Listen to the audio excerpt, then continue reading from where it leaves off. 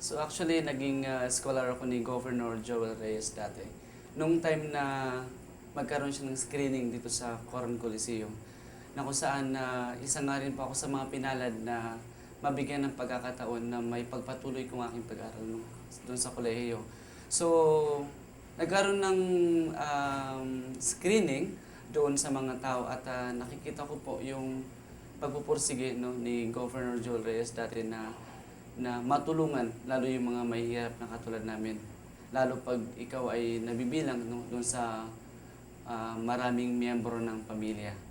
At nung time na maging scholar ako, doon nagkaroon ako ng parang chance nagkaroon ako ng chance dahil feeling ko dati, hindi, parang wala na akong chance na mag-aral. So, nung time na nagkaroon ng interview, sinabi ko nga po doon sa nag-interview na isa po itong malaking pribilehiyo sa akin kung mabibigyan niyo po ako ng pagkakataon na maging bahagi ng programa ni Governor Joel Reyes dati.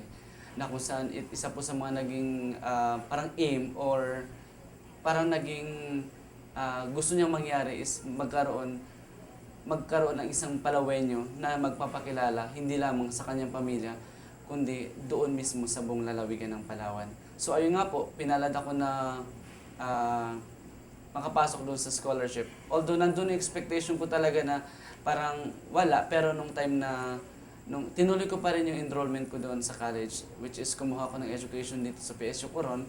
At isa po yun sa mga naging malaking utang na loob ko kay Governor, na kung saan nakikita ko po yung puso niya na kung paano yung pagtulong niya sa tao, na hindi lamang siya, dahil alam si Governor Joel Reyes nagmula din dito sa Coron eh. So nakikita ko po yung puso niya, yung puso ng taong to na walang ibang ginusto kundi makatulong doon sa pamilya ng lalo't higit yung mga tao na talagang napakaraming magkakapatid.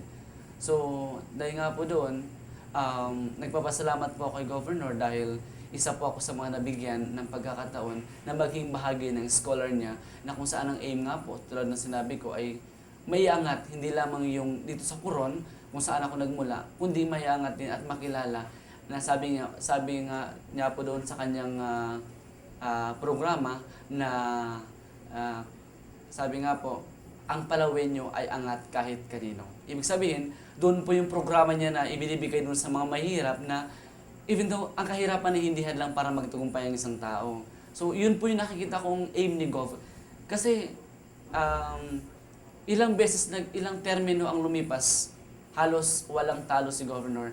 Magmula sa pinakamababang posisyon hanggang sa sumunod, tapos step, sumunod hanggang na maabot niya yung Governor. So, ibig sabihin, sa ganito pong paraan, makikita natin yung puso ng taong ito na tumulong, hindi lamang sa kanyang sarili, hindi niya iniisip yung makilala siya ng kahit sinong tao, kundi makita niya rin yung nakakatulong siya doon sa tao.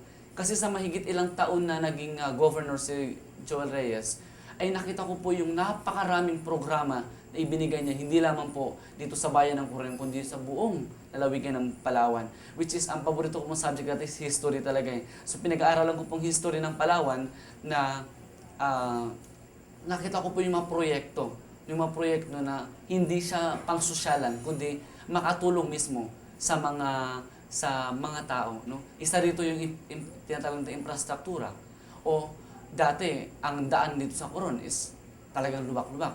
But through the effort of Governor Joel Reyes, ay nakita yung itong mga establishmento dito sa Coron, at yung kalsada natin is naging maayos na, at yung airport po natin, na kung saan ang Coron ay kilala sa sikat na turismo ngayon, na kung saan binibigyan ni Governor Joel Reyes yung pagkakataon lahat ng mga Coronian na magkaroon ng trabaho sa pamamagitan ng pagtatayo ng establishmento dito sa Coron, na kung saan isa sa dapat na makinabang dito ay yung mga Palawenyo at lalong-lalo tigit yung mga Coronian.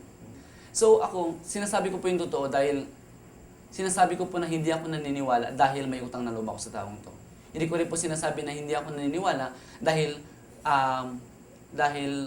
nakikita ko po kung ano yung pagkatao niya. Si Governor Joel Reyes, kung talagang tunay, kung siya man mismo ang mastermind, sana po, wag muna natin siyang husgahan. Una po sa lahat, dapat bilang isang, lalo po, doon nanawagan ako sa mga kapwa natin Palawenyo na suriin muna natin no, yung kaso ng maayos. At hindi po talaga ako naniniwala ng mga gawa ni Governor to dahil ako po mismo, sa sarili kong pananaw, namimit ko po yung taong ito. Doon po sa trabaho ko, nakikita ko po kung gaano siya kabait. Hindi po siya ang uri ng tao na ngingiti ka, tapos pagtalikod si Manong. Hindi po. Si Manong Joel, na sabi, nakatagurian naming Manong dahil yan po ang tinaguriang ama ng lalawigan ng Palawan. So, nakikita ko sa bawat kamay niya sa akin, nararamdaman ko po yung talagang, yung feel na tumulong siya doon sa tao. So, bilang isang individual na mamamayan din dito sa Coron, hindi po talaga ako naniniwala na siya mismo ang mastermind ng pagkamatay ng ibinibenta sa kanya. Si Gov, nakikita ko mismo yung heart niya talaga. Even ngayon, kahit nga ngayon na hindi siya governor, masalubong mo siya kahit saan, nandun pa rin yung, Manong Joel, may ngapon. So, magandang hapon, may ngatin pa rin. Nandun pa rin yung puso niya talaga na, lalo yung mga nakikita niya na medyo hirap sa buhay. Talagang ito siguro, yung pagtulong, importante sa kanya yung pagtulong niya sa sariling kababayan niya, yun yung pinaka-importante sa lahat. Kasi kung talagang masama ang taong to, dapat hindi niya po napaunlad ng ganito ang Coron, lalo higit ang Palawan. Kasi katulad nga po nung sinabi ko, sa halos ilang beses na naging governor yan, nakikita po natin kung ano yung improvement na meron ng Palawan ngayon. Kung sino ang Palawan ngayon at kung ano ang Palawan ngayon.